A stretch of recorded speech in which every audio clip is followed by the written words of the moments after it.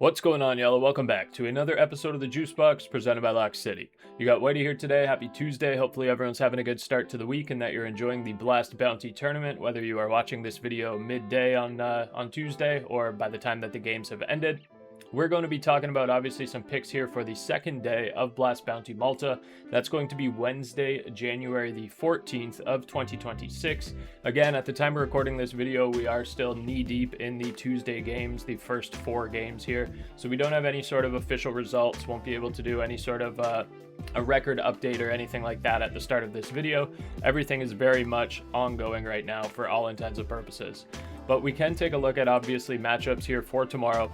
So like I said, these 4 are going on right now. If you haven't checked out our video, if you're watching this midday on Tuesday and these matches are still going on, check out our other video for Blast Bounty. Have picks out for all 4 of these games already. We need FUT to end up pulling through on the OG match. They're up 1 map to 0. They're on Mirage right now, flipping over to CT side, down 4-8. So we need them to hold on. And then again, the other 3 picks, you can kind of go check out that video and see what's going on. We're going to be talking about the Wednesday matches in this video. In terms of updates here, NRG is no longer going to be competing in this tournament. NRG gets swapped out for friendly campers here. I haven't been able to find any odds for heroic friendly campers on any books. I checked Bet365, I checked Thunderpick, I checked everything under the sun.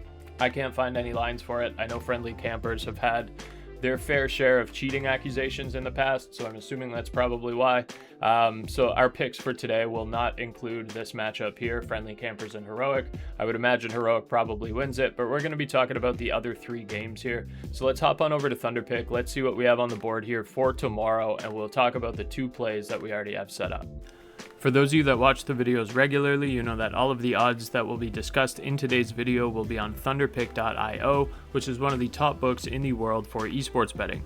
You can deposit on Thunderpick using crypto, credit card, Apple Pay, Visa Debit, or via their new gift card deposit, which allows you to purchase and deposit a Thunderpick gift card amount directly to your balance. And Thunderpick has lines for all of your favorite esports, including but not limited to CS2, League, Dota, Valorant, Overwatch, COD, Fortnite, Rocket League, and so much more.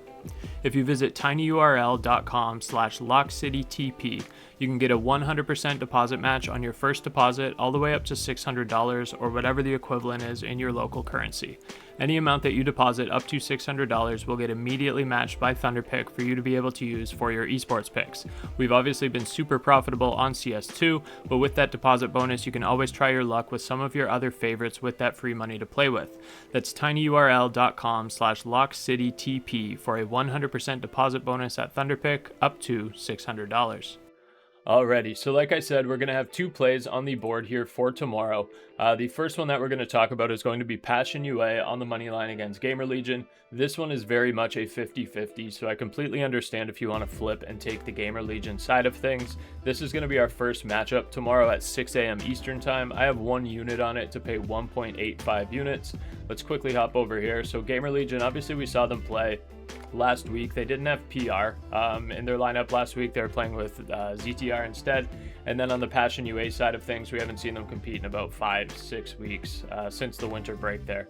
On Gamer Legion, they obviously brought Snacks back into the picture here.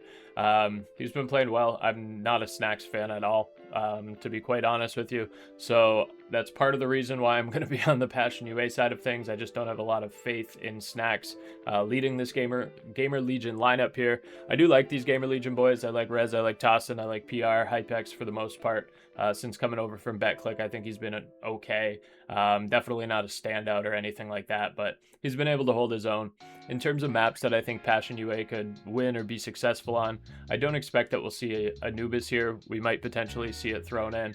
On the Passion UA side of things, they're going to ban Ancient. I would imagine Gamer Legion's going to ban Mirage unless they want to go ahead and ban Anubis and give Passion UA a chance to potentially pick into that, because Passion UA's got a weak Mirage. It might not be a bad idea to leave that on the table until the second round of bans or something like that. But I do like Passion UA here. I think they could win Inferno. I think they could win Overpass. I think they could probably win Anubis. I think they could win Dust 2. So give me Passion UA to win this one 2-1.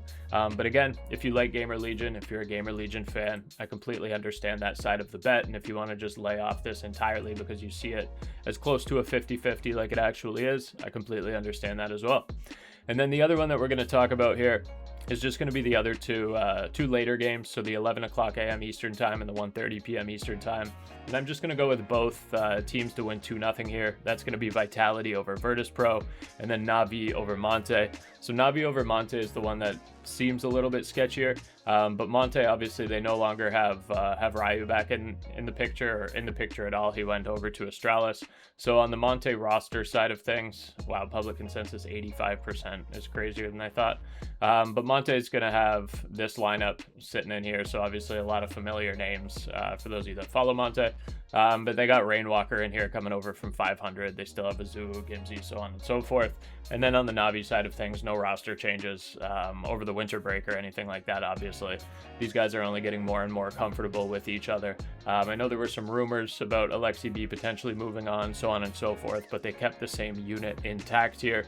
I think Navi, obviously, could win Dust 2. They could win Mirage. Inferno and maybe Nuke are the two that seem a little bit sketchy here. Inferno more so. Monte doesn't have the worst Inferno in the world, obviously 60% win rate. And then Navi has really struggled on Inferno.